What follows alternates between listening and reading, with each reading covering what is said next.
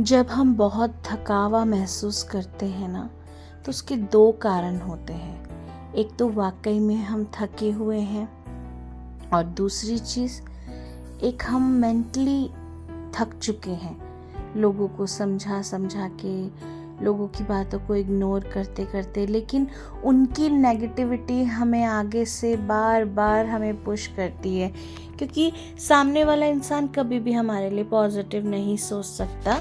कई बार ऐसा होता है, जिसकी वजह से हम मेंटली इतने थक जाते हैं कि हम ऐसा लगता है हम शरीर में भी बहुत थके हुए हैं और आत्मा में भी बहुत थके हुए हैं। तो उन लोगों के लिए मैं ये कहना चाहूँगी, अगर आप थकावा महसूस कर रहे हैं तो परमेश्वर का वचन कहता है कि हे बोझ से दबे हुए लोगों, मेरे पास आओ, मैं तुम्हें विश्राम दूंगा। तो जब हम परमेश्वर के पास जाते हैं अपनी कंप्लेंट्स लेकर, जो हम फील कर रहे होते हैं उसके आगे हम रखते हैं, तो उसका निवारण भी वही करता है। लेकिन उससे पहले हमें अपने सारे गुनाहों को मानकर परमेश्वर के आगे जाना है और उसी से मांगना है। और जब आप उससे मांगेंगे तो आप अलग ही रिफ्रेश फील कर पाएंगे कि आपका सारा बर्डन चला गया है।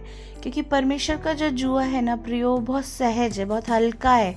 लेकिन जो हम उठाकर चलते हैं कि उसने हमें ऐसा बोला और किसी ने हमारे साथ बुरा किया, करेंगे, लोग करते हैं। कभी जब आप परमेश्वर में चल रहे हो ना, तो कई बार आपको वही लोग परेशान करेंगे जिनसे आपको एक्सपेक्टेशन नहीं होती। लेकिन परमेश्वर का वचन क्या कहता है? सब धोखा दे देंगे तुम्हें, तो सब छोड़ के चले जाएंगे, पर परमेश्वर कभी नहीं छोड़ेगा। तो जब प्रभु कभी नहीं छोड़ेगा तो हम भी उसे ना छोड़े, हम परमेश्वर को थामे रहे। और वचन कहता है कि जो परमेश्वर की बाट जोते हैं वो कभी श्रमित नहीं होते, कभी थकित नहीं होते, है ना। तो अगर आप थकान को महसूस कर रहे हैं तो इसका रीज़न बहुत सारे हो सकते हैं, लेकिन आंसर, इसका सॉल्यूशन यानी कि एक ही है। आप परमेश्वर के पास आइए, उनसे अपनी बातें शेयर कीजिए। किसी इंसान के पास जाके मत रो, मत शेयर करो कि वो इंसान आपको समझे, नहीं समझेगा जैसे आप चाहते हैं, है ना। कोई कोई बहुत अच्छे होते हैं प्रभु में, और कोई कोई आपको नहीं समझेंगे या समझेंगे और पीठ पीछे जाके आपकी बुराइयां करेंगे। तो इन सब बातों पे आपको ध्यान नहीं देना है। परमेश्वर का वचन क्या कहता है? और कोठरी में जाओ, अकेले कमरे में जाओ। अगर आपका सिर्फ एक ही कमरा है तो बस कोने में बैठ जाओ प्रभु के साथ, या ऐसी कोई जगह है जहाँ पे आप अकेले में परमेश्वर से बात कर सकते हो तो बात करो परमेश्वर से।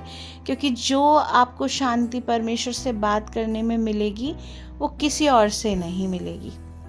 परमेश्वर आपको सॉल्यूशन भी दिखाएंगे, बताएंगे भी।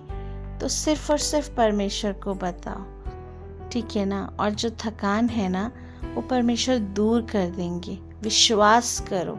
मैं विश्वास करती हूँ कि अगर आप थकित महसूस कर रहे हैं, थकान को महसूस कर रहे हैं अपने आत्मिक जीवन में, शारीरिक जीवन में, हर एक के जीवन में, तो परमेश्वर उस थकान को दूर कर देंगे। Amen. God bless you all.